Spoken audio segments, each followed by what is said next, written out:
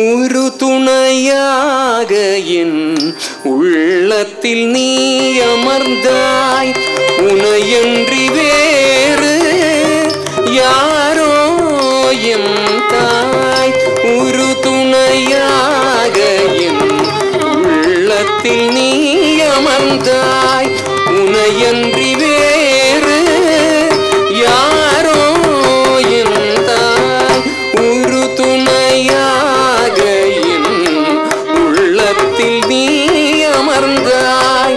உனையன்றி வேறு யாரோ எம் தாய். கருணை தெய்வமே கற்பகமே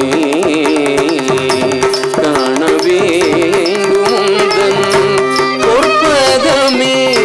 யோ கருணை தெய்வமே கற்பகமே.